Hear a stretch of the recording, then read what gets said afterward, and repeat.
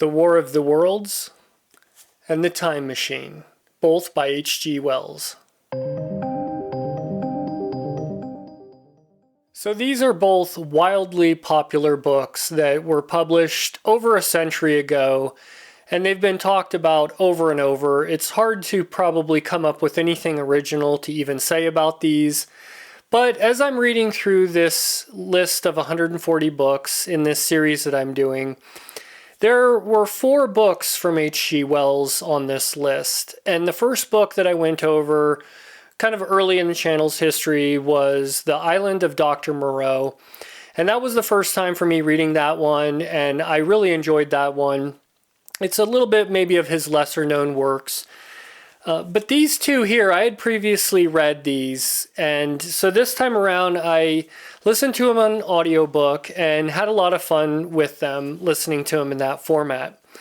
So to start off here with War of the Worlds, this book was kind of written, I guess, around 1895 to 1897. I think it was serialized and then published in a novel format in about 1898.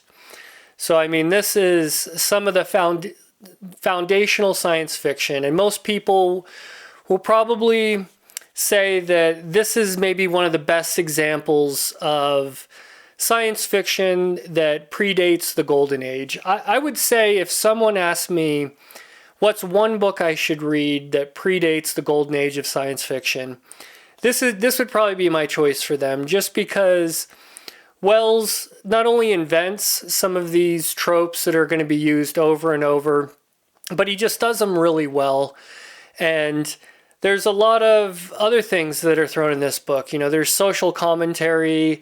There's just a lot to love about this book. So what this book is about, if you don't know, this is one of the very first alien invasion stories. And it mostly takes place in London or in England. And there is these capsules that come down from Mars, and humans kind of go to investigate and see what's going on here. And it turns out these Martians are in these capsules, and they kind of emerge, and they're these almost octopus-like, aliens. This isn't really a good depiction of them. Maybe I can find a picture and put it up here. And, the humans kind of are investigating this. They show up with waving a white flag, and these Martians pull out their death rays and just incinerate these humans, So right off the bat, that these are hostile aliens, and kind of sets a whole panic for the population. Not only are they worried about fleeing from these Martians, but it's kind of become a every man for themselves situation. And so you also get this really interesting apocalyptic setting that I think Wells does really good for a book of this age. So most of the story, and these are both short books. This book clocks in at about 175 pages. And a lot of the story is our main character kind of running and trying to get away from these Martians, and other townsfolk trying to figure out how they could maybe overtake these aliens, or what they're going to do about this situation. So like I'd mentioned, I'd read this one before. I'd kind of forgotten the ending, and I do like the ending in this one a lot too. There's a really good resolution. And this is just a lot of fun to read. This is a good classic work of science fiction. If you haven't read this one for some reason, I really recommended it. And another interesting fact about this book is I think it was like 1938, Orson Welles, who was an American director, he put on a radio dramatization of this story.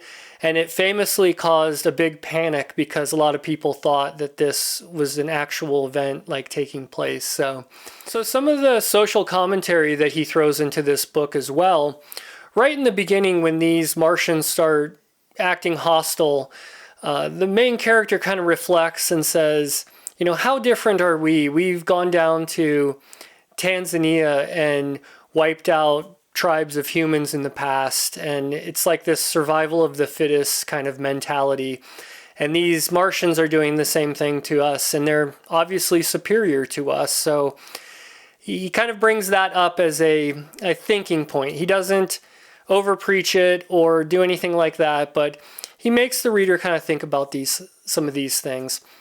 Also, later in the novel, we find out how these aliens feed, and they feed off of humans in a way. I don't really want to spoil it, but he kind of once again turns the mirror onto humanity and talks about like what a rabbit would think if they saw a human eating the flesh of their buddies. And it's just very thought-provoking social commentary that he throws into these stories that I don't think a lot of other authors at the time were doing. And he also goes into aspects of evolution, and the narrator is speculating on if these Martians were somehow the next phase of evolution of humans and things like that. So there's a lot of deep thinking, a lot of social commentary that he throws in these books, and I think it's all done really well. So next up is Time Machine, and this one was copyright 1895. And this is kind of credited for some of the first real time travel stories and a device that enables a human to travel through time. Now, the way this novel starts off is we have a time traveler who's kind of hanging out with some people in England at a dinner party and talking about this new device he's created that allows him to travel through time. And the way he describes it, I couldn't help but think of the book Flatland by Edwin A. Abbott. I'd read this a little while ago, and he goes into a lot of interesting ideas of how we perceive dimensions and how other dimensions could be kind of hard to fathom for people that are stuck in certain dimensions.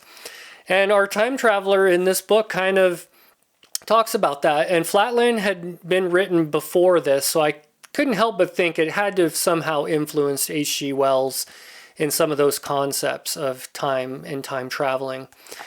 And so, our time traveler's talking to these friends or these people he met, and then a couple days later, I think like a week later, he comes back in and sees them again, and he is in bad shape, and he's like, oh, you guys wouldn't believe what just happened, So he gets into the whole story recounting what happened in between these two meetings with these people. And what he ended up doing was traveling about 800,000 years into the future. And most people know that this book is kind of a lot of criticism and hashing out some of the social structure of, modern society and whatnot. So when our time traveler lands in the future, he finds these Eloi, and they're these small humans that are very peaceful and docile, and they're mostly vegetarian, and it almost seems like this utopia. And he's hanging out with them and trying to figure out, how to communicate with them and what's going on. And he ends up going back to look for his time machine that got him there, and he finds it missing. So kind of sets him on a chase to hunt this thing back because it's his only way to get back to the present day. And he ends up kind of going underground and finding the Morlocks. And this is another sub-race of humans that live completely underground, and it's kind of a darker take on humanity.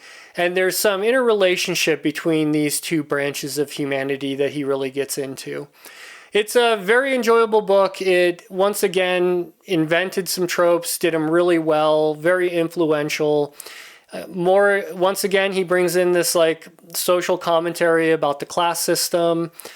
And it just goes to show he was a great writer, a deep thinker, and he just had a really good knack of crafting these stories, making the reader think, and he was doing this all in the late 1800s. So if for some reason you haven't read either one of these books, they're highly recommended. I don't think I'm the only one that's out here recommending these books. So that's going to be it for this episode. Thanks again for watching, and we'll see you in the next video.